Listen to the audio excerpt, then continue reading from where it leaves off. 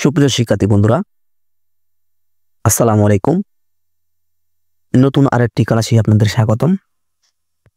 এই ক্লাসে আমরা আলোচনা করব ইংরেজি সাহিত্যের একজন বিখ্যাত কবি উইলিয়াম ওয়ার্ডসওয়ার্থের জীবনী সম্পর্কে।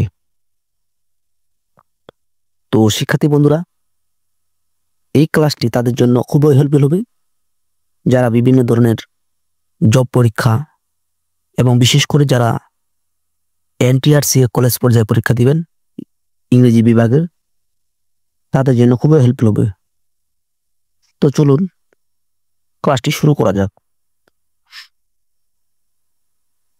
উইলিয়াম ওয়ার্ডসওয়ার্থ ছিলেন ইংরেজি সাহিত্যের অন্যতম শ্রেষ্ঠ রোমান্টিক কবি।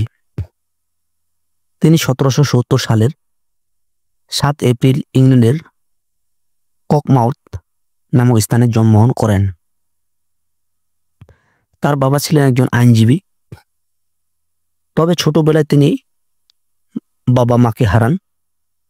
শৈশবকাল কেটেছে প্রকৃতির সান্নিধ্যে, যা তার ভবিষ্যৎ কাব্য জীবনে গভীর প্রভাব ফেলে। ওয়ার্ডসওয়ার্থ কেমব্রিজ বিশ্ববিদ্যালয়ের সেন্ট জনস কলেজে পড়াশোনা করেন। তরুণ বয়সে তিনি ফরাসি বিপ্লব দ্বারা প্রভাবিত হন এবং সাধারণ মানুষের জীবন, স্বাধীনতা ও প্রকৃতি সম্পর্কে গভীর চিন্তাভাবনা শুরু করেন। তার কবিতায় এই চিন্তাভাবনার প্রতিফলন দেখা যায়। 1798 সালে স্যামুয়েল টেইলর কলেজের সাথে তিনি লিরিক্যাল ব্লাডস নামক কাব্যগ্রন্থ প্রকাশ করেন, যা ইংরেজি সাহিত্যে রোমান্টিক যুগের সূচনা করে। এই কাব্যগ্রন্থে সাধারণ মানুষের ভাষায় লেখা কবিতা ছিল, যা সেই সময়ের সাহিত্যিক ধারার বিপরীত। তার অন্যতম বিখ্যাত কবিতা I wandered lonely as a cloud, অন্য নাম ড্যাফোডিলস, ক্লিন্টন অ্যাবি এবং দ্য প্রেলিউড আজও সাহিত্যপ্রেমীদের অনুপ্রাণিত করে। ওয়ার্ডসওয়ার্থ বিশ্বাস করতেন যে প্রকৃতি মানুষের মন ও আত্মাকে প্রভাবিত করে এবং প্রকৃতির মধ্যেই ঈশ্বরের অস্তিত্ব বিদ্যমান। তিনি সাধারণ মানুষের জীবন ও অনুভূতিকে গুরুত্ব দিয়ে কবিতা রচনা করতেন।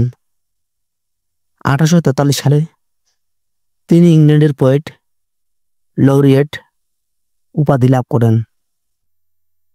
দীর্ঘ সাহিত্য সাধনার পর 1850 সালের 23 এপ্রিল এই মহান কবি মৃত্যুবরণ করেন। তার মৃত্যুর পর দ্য প্রেলিউড প্রকাশিত হয়, যা তার আত্মজীবনীমূলক দীর্ঘ কবিতা।